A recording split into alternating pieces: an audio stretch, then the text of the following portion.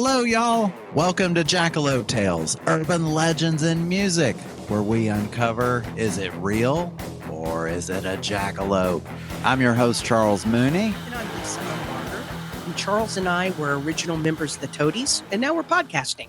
Heck yeah. And celebrating the world today. Oh, my God.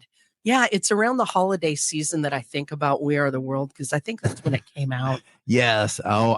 And then there was that time we were just inundated with the video of it. Yeah. On MTV and stuff like that. All those people who I mostly hate music-wise doing something for charity. Right, because it's the only time where they do something for charity. You're like, baby Jesus was born. Let's help people out. We're making a song about it. Yeah. And then we'll forget about everyone in need the rest of the year. Yeah. So, hey, it's a convenience thing. Yeah. But we ended up doing an episode about it called We Are the World. Barely. So, and we watched the documentary. It's really good. That was what really provided some insight. Because everyone looks all happy and joyful with singing on the video. Right. But then you get into kind of the dirt of it. Right. You know, there's always something that happens behind the scenes. Oh. I mean, with that many people in a room. Yeah. And I thought going into the documentary, I'm like, I'm not going to really care for this because I don't really care for their music. Right. And I don't care for the song. But it was fascinating. But the soap opera that is music. Oh, awesome. Oh, all the different things. And it was like chaos. Right. And that's kind of what we're touching on today. Yeah, we're going to talk about it. A couple of moments of chaos or bits of chaos that happened when they were trying to record it. Right. So, speaking of chaos, what the fuck was Dan Aykroyd doing? I mean, when you were a kid and you watched this and you were you looked on the riser and looking at all the artists. And, there's Cyndi Lauper and Huey Lewis and all these people that Bruce Springsteen. Yes. Stevie Wonder. All and this. then there's Dan Aykroyd. Yeah. He's got headphones on and he's singing his soul out. And I almost want to recall when I first saw it, I was like, who the hell is that guy? Because he doesn't even look like Dan Aykroyd. Right. It's like, he just looks like some nerdy guy that's just there. Like, who's that guy that someone's driver showed up? Yeah. Who let the head of HR in to handle this whole thing, which they may have needed someone from HR to handle all the stuff that happened. Idea. Well, actually, no, it would never have happened. Yeah. If HR had anything to do with it. Right. It wouldn't have happened. There would have been so many OSHA there's violations right and left. Oh, yeah. Someone would have filed a grievance. But Dan Aykroyd's only done Blues Brothers, and I don't know. Was Ghostbusters around when that came? I don't know. But that's not a song. And that's Ray Parker Jr., not Dan Aykroyd. Maybe if Ray Parker Jr. were there, Dan's his puppet. I think he was. I think Ray Parker Jr. might have. Yes. So I'm pretty sure he was there. So Dan just tags along. Right. He's like, he just snuck in. He's like, I'm a singer. And he's like, if I go on the top row, no one will even notice. Yeah. The very top. And because, we learned this in the documentary that this was recorded after the Grammys. And I think the American Music Awards. Was it the American Music Awards? Yeah, so it was after that. So it's late. Did he even go to the American Music Awards? So why would he be there? Exactly. I don't get it. I think that he was hanging around smoking a cigarette. Yeah. For everyone to show up. Yeah. And Lionel Ritchie comes and unlocks the door and walks in, and he's taps out the cigarette on the sidewalk and sneaks in behind him. Or he's just like that kid in kindergarten where all the kids start walking to a certain location. So he just follows and he saw everyone going. Yeah. Hands with Stevie. Doesn't know. Yeah, and Stevie would know. So this guy's gonna lead me. Let me help you there, Mr. Wonder. And then he hid it in the bathroom until time, and he climbed up to the top of the little scaffold. Yeah, anyway. Oh, but yeah, I am talking about an interesting person that was there, Bob Dylan. Yeah, that's a kind of crazy. That was a weird one too. Yeah. Because everyone that was there, I mean, they were the hit makers of the moment. And I don't know, maybe Bob Dylan just tagged along. But yeah, what was he? Did he get like a lifetime achievement award or something? I didn't know. Oh, I wouldn't be surprised. Why was he there too? Because he's not the kind of guy that would just go to an awards ceremony. No. I don't know. And maybe he just wants to fit in because seems like kind of a shy guy. He didn't want to really be there. But maybe they were like gathering everybody up and they're like, come on, we're going back here. We're going to make a song. We're going to make a song. And, oh, you too. Come on, Bob. Yeah. He's like, I don't know. That was a good impression. And he just feels kind of obligated and he's kind of a quiet guy. So he couldn't say no. Oh, yeah. I know. How can you say no to charity? Right. It's like when you're checking out of the register and they're like, do you want to round it up to the next dollar? Like, and then you feel like an asshole. Yeah. Saying, no, I'm not going to round my purchase up to the next dollar. Right. So, and it's Lionel Ritchie and he's dancing on the ceiling and he's like, I can't say no to this guy. I'm going. Well, Lionel Richie's so nice. I mean, he was smiling real big. He probably put his arm around him and he's like, we need you, Bob. Yeah, come on, Bob, for the kids. Where's the kids? So who are you talking about on this one? I'm going to talk about Lionel Ritchie and Quincy Jones, who were basically the leaders of this. They were. And how they got this thing to happen. Like we said, if there was HR, it would not have happened. And they had to do some things to make it happen. It was kind of crazy.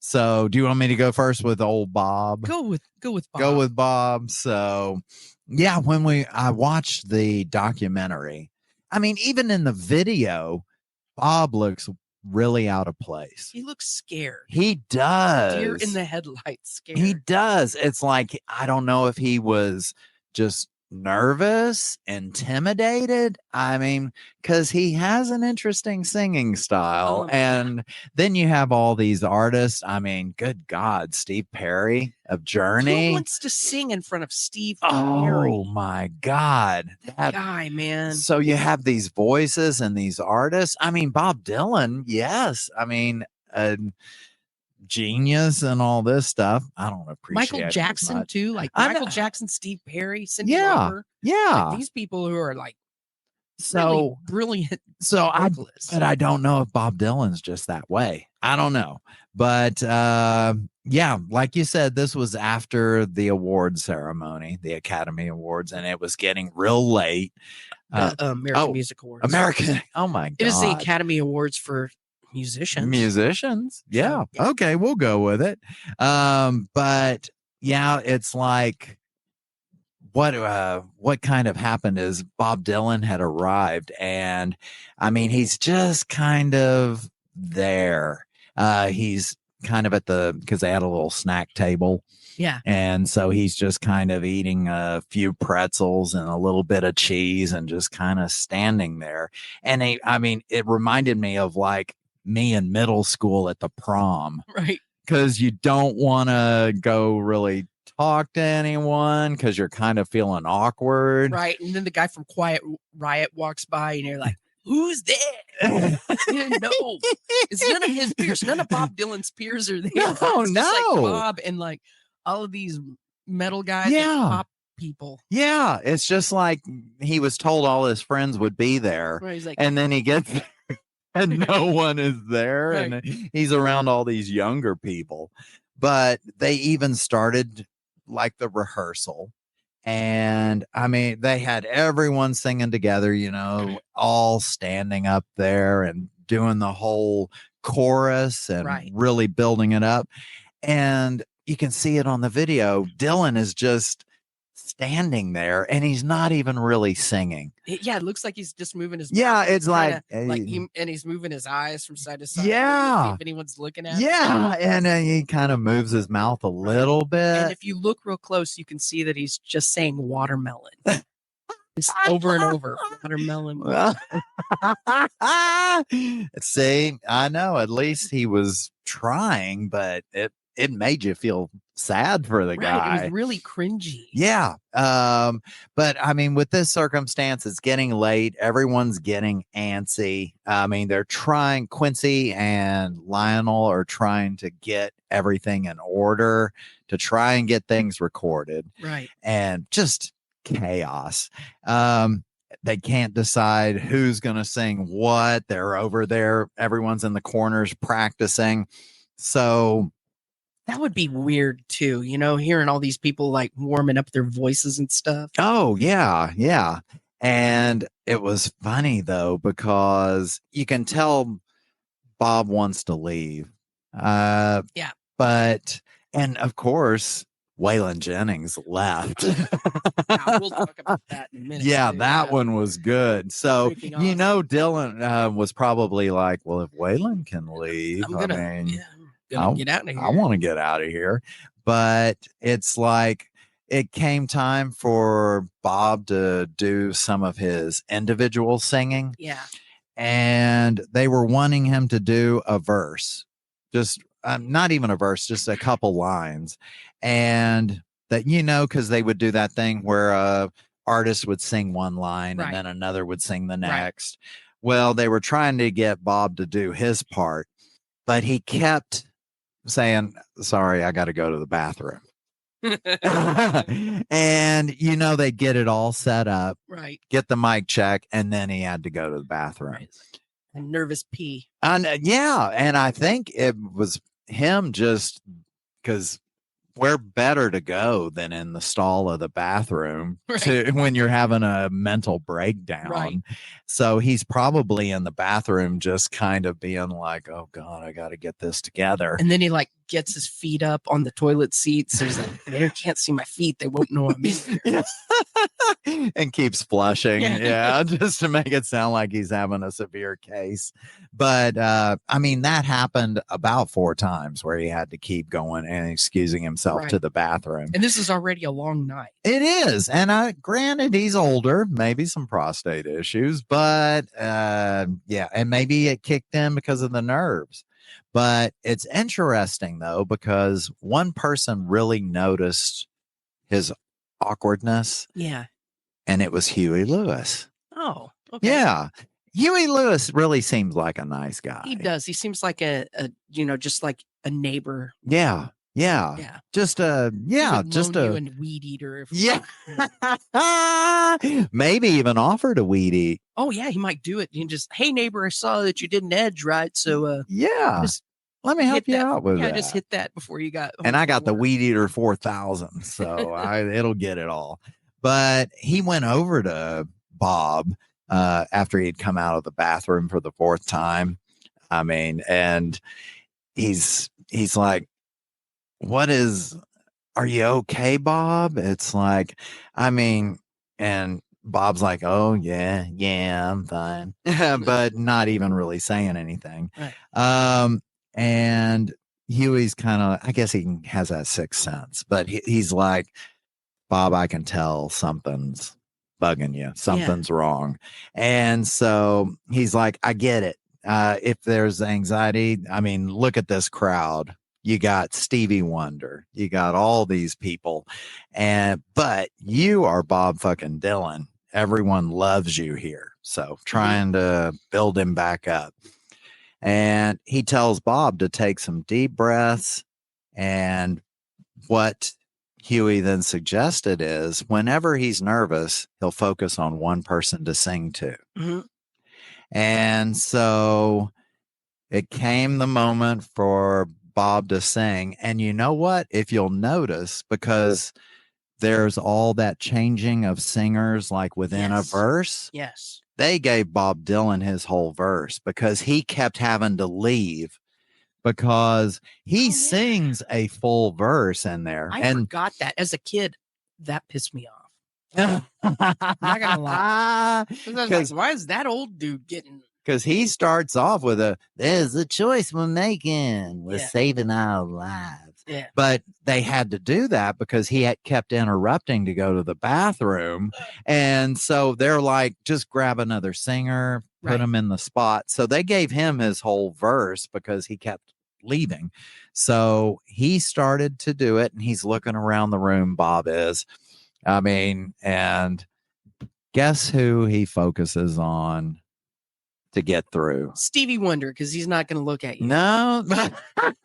Stevie Wonder, a little too intimidating, probably. I mean, Cyndi Lauper, too blingy. Huey Lewis, no, because it's Huey. Dan Aykroyd. What? He's still there? Yeah. Oh, Dan Aykroyd was there over at the table. Yep. Okay. And so Bob. That's why Dan's there. Yeah, maybe to help out Bob Dylan. Right. So, but Bob sings his verse to Dan Aykroyd. How romantic. It was kind of. It's like he was his security blanket. Oh, I know. okay, I'm so mad about Dan being But there. yeah, so Dylan sang it, and it's like laser focus on Dan Aykroyd. And Dan and Huey got Bob through We Are the World. Man. I wish they had covered that more in the documentary. I mean, they kind of alluded. Yeah. Or they didn't allude to it. They went there. They just, I would pay money to see what hit the cutting room floor on this documentary. Because there's more than what we're going to talk about today of stuff. Like the Sheila E. drama. Oh, and if you're touching on Waylon. Yeah. Oh my God. They touched on that one. Yeah. I wish they would have gone more into it. So. And I'm telling you, Waylon's got balls. Yeah. And he would be chatty. Of course, you can't talk to him now. Yeah. And he's probably like, fuck charity. I'm scared if he gets it home. When he did show up. I mean, that was. Oh, he did. There was Willie and there was Waylon and the boys. Yeah. I don't know. Like, was George Strait or any of those guys there? I don't remember. No, they didn't. They didn't really go the country route. Willie and Waylon were holding down the fort for country. The countryside. I know. Huh. But all right.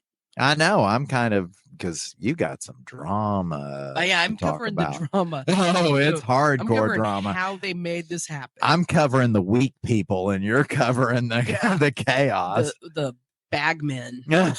So it's Lionel Ritchie and Quincy Jones. They are the catalyst for making this happen. Right. So they're the ones who gathered everybody up. They're the people who were producing it. Yeah. They're the people that helped get it written and were co-writers. Mm-hmm.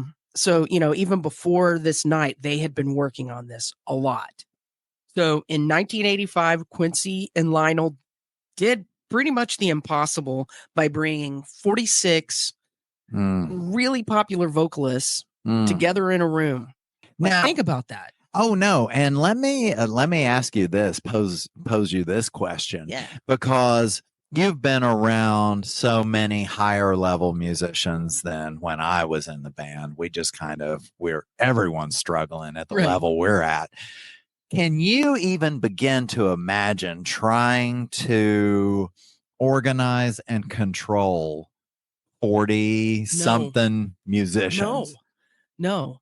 I mean, it's hard enough to control one, I'm assuming. Right. So when we play those festivals or whatever, where there's, tons of bands, the Foo Fighters and all, and Oasis and all these bands. Yeah. It's fucking crazy to get people just to show up to do a radio interview or whatever. Oh. It's or to even go on time. Is that an issue? Well, that is pretty much set in stone. It's hard to deviate from that. Okay. Because there's so many other people that aren't your people that are going, it's okay if you go on a little late. Yeah. Because there's the stadium people and you fucking got to go out there. Okay. And but all the other stuff, the extracurricular. Right. So, before you go on stage or after you go on stage, if there's something. Yeah. Fuck no. No. Yeah. There's cliques. So you hang out in cliques. Me and Billy Idol are hanging out over here, and Gwen and Poe are hanging out the other. Gotcha. Yeah. Okay. So there's cliques of people that you hang out with. Got it. I'm not in a clique. You don't want to be in a clique. And so this one is like a mixture of a bunch of cliques too, because these people don't all know each other. No. This is the first time some of them had met. Yeah. So, and they had one evening, not even a full evening, to capture all of this magic. Right. I mean, what the hell? And it's insane to think about the talent that was in that room at the time, and how many chart toppers. And you even go to Bob Dylan, even though I don't think he had anything at the time. I mean, the guy's a legend. Yes. So the legends that are in that effing room is insane to think about. Oh, it is. And you've got to get them to perform like circus animals. Oh, God. What the hell? So the lion tamers. Oh, yeah. So it's quickly starts getting a little crosswise because so many people are opinionated and throwing in, hey, what if we do this? What if we do this? Oh, God. Yes. Yeah. The A people. Right. The ones that want to control it all. Yeah. So the documentary covered this, and we've touched lightly on it. But when Stevie Wonder started throwing out ideas, that's when Waylon you could tell it's so fucking hilarious. He gets a little miffed because Stevie's like, we're going to learn the verse in Swahili. Let's put a Swahili. And everyone's like, no, we didn't plan this. And no one speaks Swahili. And that's only a part of Africa. It's not the whole, not everyone speaks Swahili. Right. And the next thing you know, Waylon Jennings is out the fucking door. He's split. I don't know if they captured this in the documentary. I can't recall because it's been a while since I watched it. But he's like, I ain't speaking no Swahili. And he's out. But that was the quote. He's like, I ain't speaking no Swahili. But I mean, that was just like the last straw for him. He was already getting frustrated with everyone. He had a good drink on already. Right. But to try and teach a country guy how to speak Swahili. I was like, I'm here for the kids, and then fucking start making me speak some weird, goofy shit. Yeah. Not that Swahili's weird, goofy, but the way that Stevie was approaching it was just kind of crazy. Well, and I think they kind of had to talk him out of it because they would be like, no. You could see everyone's getting really uncomfortable with this. And Lionel's trying to he wants Stevie there. Stevie's a big star. And they're friends. So he's trying to be nice, but tell him Stevie in. Yeah. So too bad he's not deaf, because you could just tell everyone, we're going to do that. Yeah. And then, like, not do it. But he's not. He can't see. I know. Or you could tell him, we're going to do that. We'll come back around and then mouth to everybody. No. Yeah, like do the little axe thing. No, we're not doing it. Just pretend we're going to do it. Yeah. Yeah. So anyway, that didn't happen though. But once Waylon left, they did not cover this at all. Other people started kind of looking at their watch going, this is really unorganized. Yes. It's like who cuts the first piece of cake. Yes. And then everyone comes up. Right. Waylon left. Now everyone's starting to think about it. So out goes Bette Midler. Gone. Yeah. Bette Midler's gone. Smokey Robinson gets the hell out of there. Harry Belafonte. Well, it's a cluster. People start fucking leaving. They're out. They're out. And they're not going to sing a solo. So, they're like, fuck it. Okay, we're done. Right. They already picked who they're going to do the solos with. So they're like, okay, we did our little chorus thing. Let's fucking get out of here. Yeah. They got their little take. We're done. Yep. Wait for us, Willie or Waylon. Yeah, really. Hey, let's share Warm up the car, Waylon. We're share a cab. Let's get the hell out of here. So Quincy becomes worried that more artists are going to start scooting out the door, because they started milling around and he could hear them talking, and they're getting a really they're looking tired. They're looking just a lot of unrest, and they're grumbling, and that's when they totally nix the idea of Swahili and rein it all back in. But it's taken a while still.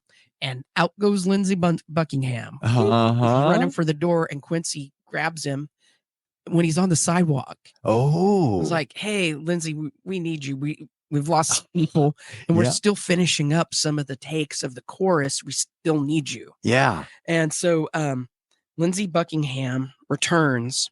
Okay. And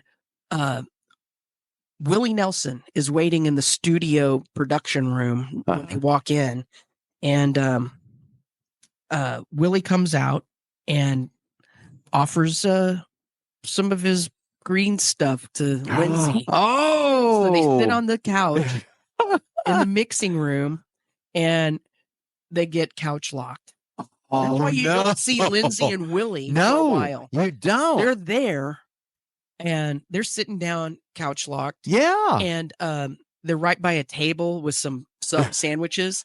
So the rest of the night, all they did was eat all the rest of the sub sandwiches. Oh, shit. Be stony baloney on the couch. Oh, yes. Would that fucking be awesome? God, to be there to blow and just pot smoke in Lindsey Buckingham's face. Hotbox him. They were the only ones that had a fun evening. Right. Yeah. So, they were full and they were happy. Other people are waiting until they get done so they can have some food, but no one got an Italian sub that night. No. So that happened. So both of those guys were a part of the chorus. Yeah. When they had to do some more takes. Yeah. Yeah. But they were just goofy. Totally fucked. And full of sandwiches. So Lionel and Quincy decided that the only way that they're going to make sure that no one else leaves is to lock the door. Yeah. So they locked the door to the studio, and Lionel moved some rolling equipment, recording equipment in front of the back door so no one could really see the exit. Oh, so and everyone came in through the front, so they didn't know where the back exit was. And then he grabbed Stevie Wonder's driver, who's a pretty big guy. He's like 6'4", like built like a sedan. Yeah. And put him in front of the door and said, "Do not let anyone else out." Oh shit! Do not. Wow. And so he's like, "All right." He stands at the door, and no one else gets out the rest of the night. Fire hazard, right? Yeah, you aren't kidding. So, so he just had to stand there and look menacing. He's like, "All right, I'll do it." And so anyway, the remaining artists were tired but conceded to getting their parts recorded.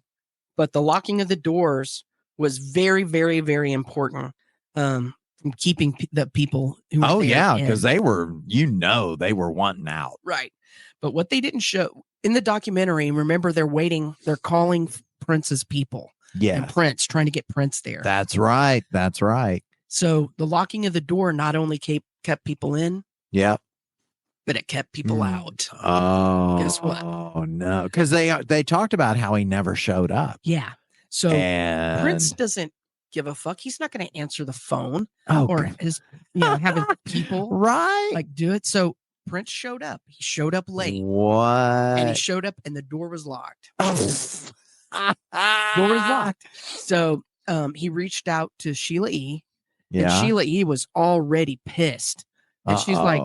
She gave him the lowdown and it's like, they asked me to come here. They told me that I was going to get to sing. And they were just trying to lure you here. Oh, damn. So, she was just the pawn. Yeah. So she's in the control room talking to Prince, who's right outside the door.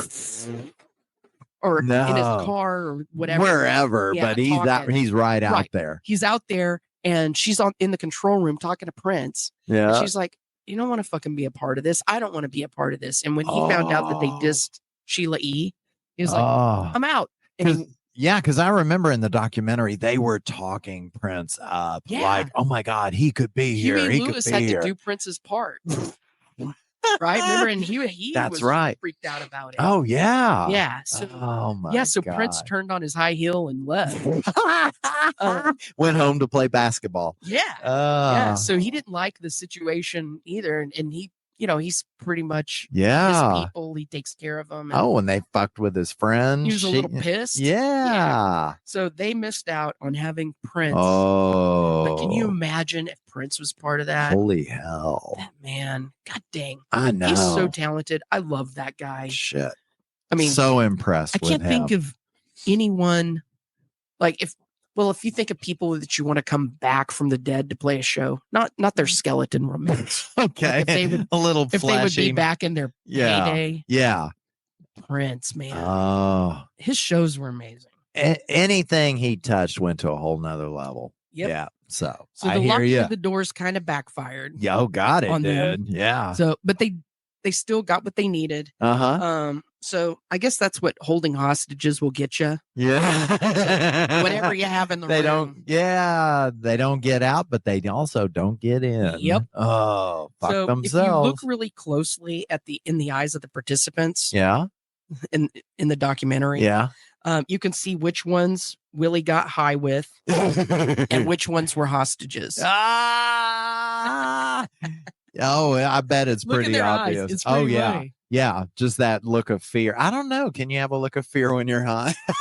It's not a paranoia, I guess. Well, I mean, look at Bob Dylan. Oh, he looked like a hostage. Yeah, he did. But then you look at Huey Lewis, and he was like, "Listen, dude."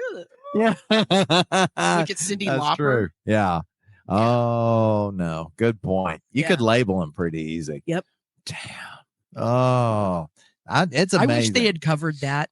I wish they had an interview. Well, Prince is no longer with us, but I wish they talked to Sheila E. more about that part. Yeah. About the conversation she had. Maybe she doesn't want to really step on toes. Yeah. I know, because those are big names. Fuck those guys for shunning Sheila E. She's talented. Yeah. She leads a glamorous life. Well, you don't need a man's touch. Oh, man. 2 in a row. Damn. Anyway. No, that was really a cool documentary. So highly recommend it. Definitely. If you haven't watched it. Definitely. It was Netflix, wasn't it? Yep. 2 thumbs up. Yeah. Oh, yeah, definitely. And I did not think I was going to like it. No, I didn't either. At all. I was like, let me see what this is about because it's probably something we could talk about. And I was like, oh. And it's like, oh, it was a fucked up situation. Yeah. I'm in. Yes. Yeah. So it made it all the more entertaining. About Christmas?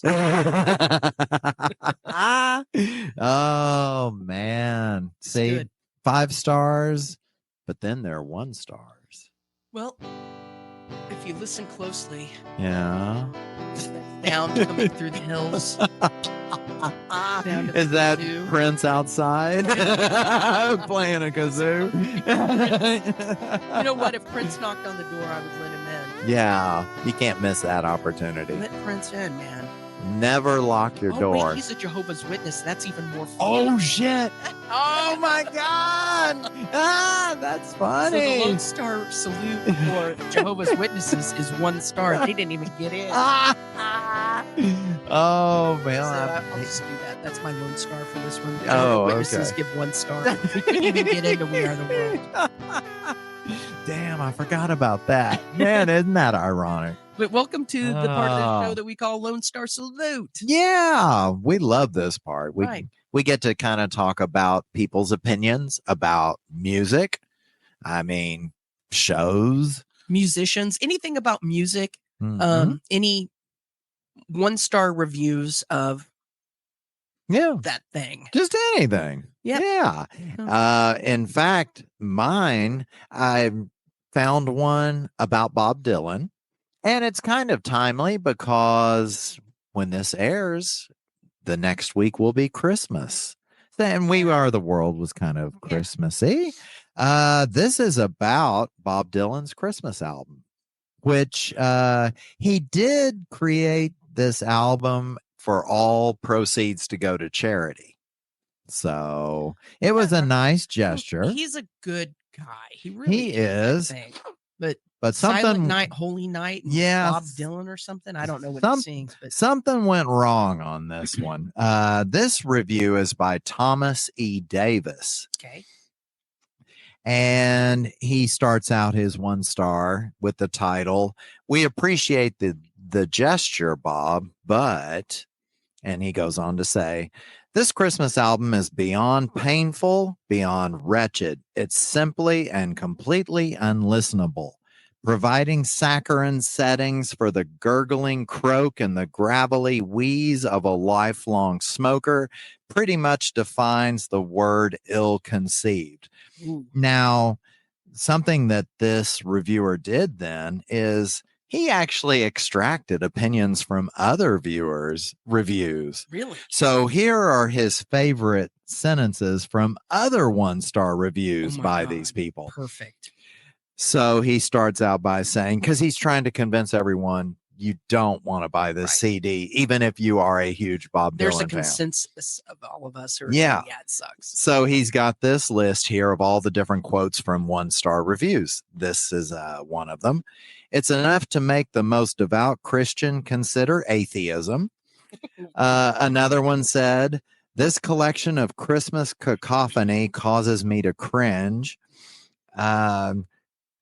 Forced to sit through it again, I might very well have to hang myself by the chimney with care. Oh my God. Knocks William Shatner out of first place for most embarrassing vocal performance ever. These are all different people saying this. Okay. Another one, like being sucker punched at a birthday party. Jesus Christ, I feel like climbing up on a cross after one listen. And then a couple more. Sounds like karaoke at a nursing home. Sounds like he's singing through a tracheotomy. And then one person, the last one, Dylan ruins Christmas. Whoa. There is such venom for this album. So what songs does he sing? Did you look at it? You know what? I did not look. I'm going to have to go look because I'm so curious about what songs he would sing to make like Jingle Bells. I know. Jingle are they just the classic ones? I don't know. Silent Night. Can you imagine that voice singing Silent Night? Oh my God. But if he was singing like Baby It's Cold Outside or something like that, it would be hilarious. Baby It's Cold Outside. Yeah. Oh, here we go. Okay. Christmas in the Heart. Let's see. Sounds like it's Christmas in the Fart. Well, shoot. It looks like it's out of print. Oh no. Wait, there's the audio CD. Here we go. All right, here comes Santa Claus. Do you hear what I hear? I mean, all the classics. Hark the Herald Angels sing, I'll be home for Christmas, Little Drummer Boy. Okay, we've got to hear this. This could be one of those that's so bad. Oh my God. Oh, come all ye faithful. All right. All you jackalopes, whenever it's Christmas, pull this one out. We're all going to go on to whatever streaming site and stream Bob Dylan, Christmas in the Heart. Right. So during your family meal, when you're having the soothing sounds of Mariah Carey or Perry Como, switch it out and put Bob Dylan. Yeah, just throw it in there. Yeah. It's kind of like having an uncooked turkey. Yeah. Do you hear? What I hear? Yeah. It's gonna... All right. And so yours now. This one's brutal. Oh, brutal can be good because it speaks the truth. Yeah, yeah, this one is it's a review of "We Are the World" by this person called Overtrope. Oh, okay, and Overtrope says the song "We Are the World" is degrading and unnecessary. As someone of African descent, I hate "We Are the World." It is a soft lullaby sounding with sugary fake smiles. Oh yeah, I don't think this is their first language. It feels like they are spitting on my face. Oh God. It has the same energy of that ant that tells you, God bless your little soul. What the world needs now is all of these artists to quit making songs that are degrading and horrible to Africans. I have people coming up to me when they find out that I'm from Africa, and they ask me if I benefited from the song. I have to explain to them that not all Africans have big bellies and are starving in a desert with flies crawling on them. God. Some of us actually have jobs and we're doing okay. I feel like all of this attention is only focusing on the bad parts of Africa, and We Are the World and Band-Aid are just projects made up by white people pretending that they're doing something good for black people. Just effing stop. Oh my God. That's how I was like, oh. But I can see the cynicism because we talked about it early on, right. How they do this for like one little event. Right. And then we forget about it the rest of the time. Like we did We Are the World. Yeah. And then they did We Are the World Haiti. Yeah. But that's it. Oh. Nothing is, no. I mean, what's happening now? No. And it may have made a lot of money. How much of that money went over? Music producers and all the labels and stuff. If I was Overtrope, I would have a picture in my wallet of a big belly little kid sitting with like a buzzard or something behind me and go, here's my baby picture. I'll show it to all my white friends at the office. But that song did make you think that Africa is all like that. Right. Because that's just like big old broad stroke with the paintbrush. Right. Now, do we need to do something? I don't want to make light of hunger. We need to do something everywhere. Right. It's not just and it needs to be more than just like this one little time of the year where we of course hyper focus on a microphone, a microscope, and just it needs to be something that, because to me, I think it's solvable. Mm-hmm.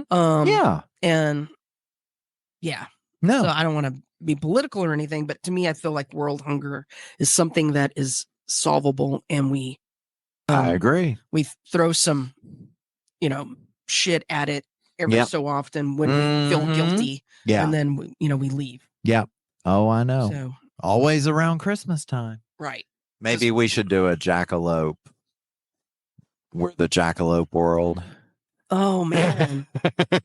We are the lobes. Good Lord. It is. That song does suck. Yeah. I thought the Band-Aid one was better. Still cheesy. But it still's like, Yeah, no. Cheesy, sugary. That one was a little more respectable. It almost felt like they were the ones that came up with this interesting idea. They put it to work. They made it happen. And then you got your stepbrother or that is like, hey, I want to make a song too. Well, Bob Geldof showed up. That's true. He did. Right? Yes, that's right. He was. So, kind of giving words of encouragement to them. So keep it up, old chap. Right. And then he left before they barricaded the door. Right. I don't see him either. No, he was there. Grabbed a hoagie and took out. Yeah. had a puff with Willie and left. He started seeing Lionel move the equipment to in front of the door.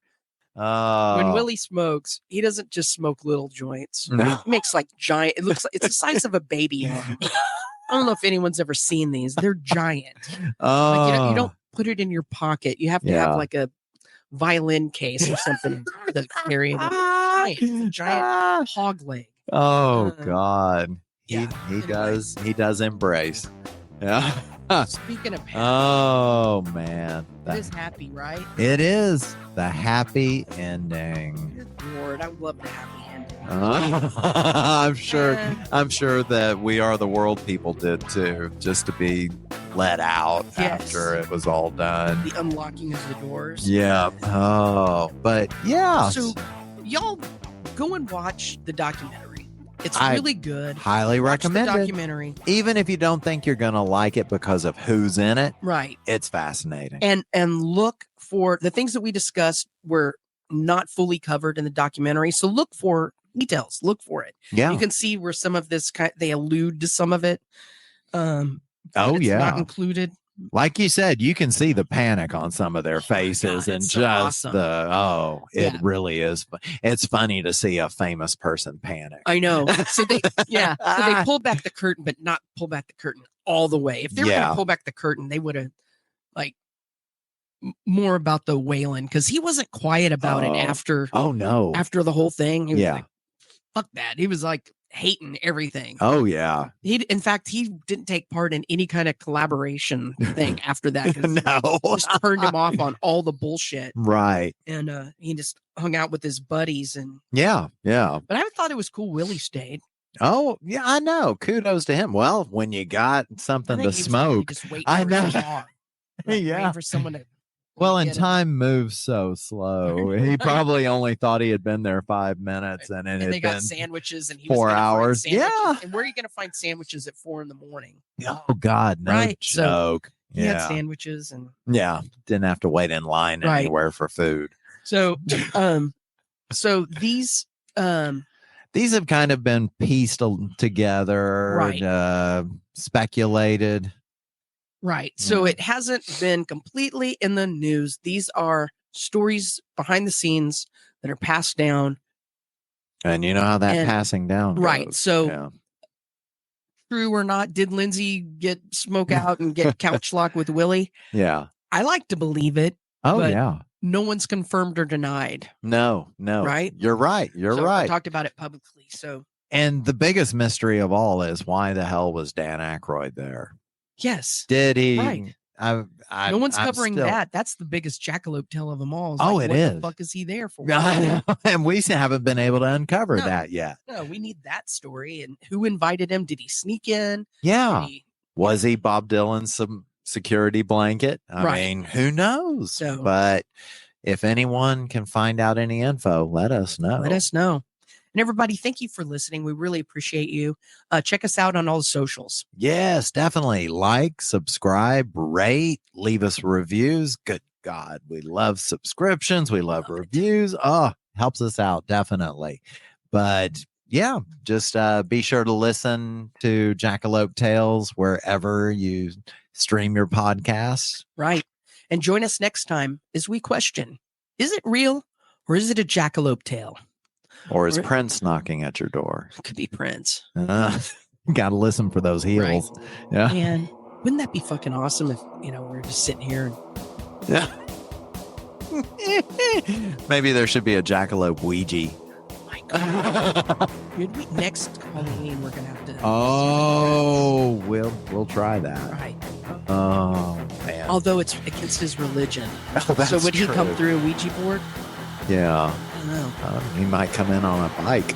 Maybe he sends other Jehovah's Witnesses in his stead. Yeah. Oh, see? Oh, great. Now they're going to come. No. They show up. They heard it. I am calling you if someone starts knocking at my door. Yeah. Yes. The portal's been open. Right. Thanks, Lisa. And nothing against religion, organized religion, but we had some Jehovah's Witnesses come to our house one time. Yeah. They would not fuck you. Oh, no. Are they like where your dad tries to close the door and they put their foot in the... It's almost like that. It's like, dude, do you have a warrant? I don't need one. It's from Jesus. You gotta be careful when answering those doors. Yep. All right. Yep. We love you. Merry Christmas next week and our Christmas episode next week. Yeah, you got to listen to the Christmas episode. We love you. Love you. Merry Christmas. Chestnuts, unopened pie. J-Hus, heaven at you now. You that. And some bad quiet. We got to listen to that.